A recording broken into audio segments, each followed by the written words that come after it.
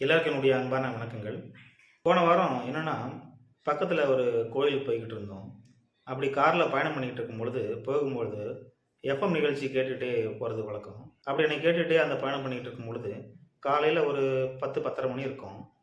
அப்போ பார்த்தீங்கன்னா, குழந்தைகளுக்கான நிகழ்ச்சி அப்படின்னு குறிப்பிட்ட ஒரு சேனலில் ஒரு நிகழ்ச்சி ஒளிபரப்புறாங்க. அதாவது எஃப்எம் சேனலில்.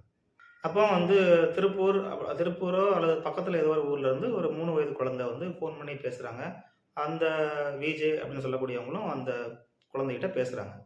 பேசிகிட்டே இருக்கும்போது அந்த குழந்தை மழலை மொழியில் நிறைய பேசுகிறாங்க.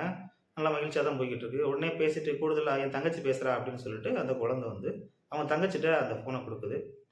அவங்க தங்கச்சியும் ஃபோனை வாங்கி ரைம் சொல்கிறேன் அப்படின்னு ABCD அப்படின்னு சொல்லிட்டு இருக்காங்க. இதை கேட்டுட்டு இந்த அம்மா என்ன பண்ணுறாங்க, அதாவது விஜய் என்ன பண்ணுறாங்க அப்படின்னா, இப்போ இந்த குழந்தைங்க நம்மகிட்ட அன்பாக பேசுனாங்க, இவங்களுக்காக ஒரு பாட்டு போடலாம்னு சொல்லிட்டு பூட்டி வச்ச குதிரை ஒன்று பொத்துக்கிட்டு போகுது மாமா அப்படின்னு ஒரு பாட்டு போடுறாங்க. அதே நிகழ்ச்சியில் பார்த்தீங்கன்னா அடுத்து இன்னொரு பாட்டு, சிங்கனமணி சிரிச்சு புட்டா நெஞ்சில ஆணி அப்படின்ற ஒரு பாட்டும். அதே மாதிரி அடுத்தடுத்த குழந்தைகள் பேசும்போது பார்த்தீங்கன்னா என் மூச்சவ பேச்சவ அப்படின்ற அந்த பாடலையும் இவங்க ப்ளே பண்ணுறாங்க அந்த நிகழ்ச்சியில். எஃப்எம் சேனல்கள்லாம் இந்த குழந்தைகள் நிகழ்ச்சியில் குழந்தைகளுக்கான தகவல்களை என்ன பரிமாறுறாங்க, அல்லது சமுதாய அக்கறையாக இந்த குழந்தைகளுக்காக என்ன வருங்கால பிள்ளைகளுக்கு சொல்ல விரும்புகிறாங்க அப்படின்னு எனக்கு ஒன்றும் புரியல. அதாவது இந்த மாதிரி நிகழ்ச்சியிலாச்சும் குறைந்தபட்சம் எத்தனையோ குழந்தைகளுக்கான சினிமா பாடல்கள் நிறைய இருக்குது. அப்பா பற்றி புகழ்ந்து குழந்தைகளை பாடுற மாதிரி பாட்டு இருக்குது. அப்பா அல்லது அம்மா அந்த குழந்தைகளுக்காக அர்ப்பணித்து பாடக்கூடிய பாடல்கள்லாம் நிறைய பாடல்கள்லாம் இருக்குது.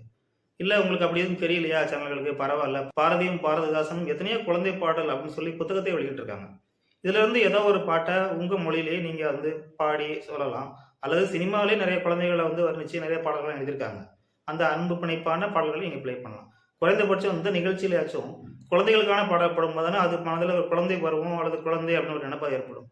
ஒரு 1.5 வயசு குழந்தைகளுக்கு மூச்சவ பேச்சவனா என்ன சொல்ல விரும்புறீங்கன்னு எனக்கு ஒன்றும் புரியல. அதனால் இந்த மாதிரி நிகழ்ச்சியில் அடுத்து வரக்கூடிய காலங்களிலாச்சும் நீங்கள் குழந்தைகள் சம்பந்தமான பாடல்களை ப்ளே பண்ணணுன்றதை கேட்டுக்கிறேன். எல்லாரும் இதை பற்றி என்ன நினைக்கின்ற கமெண்ட் சொல்லுங்கள். நன்றி.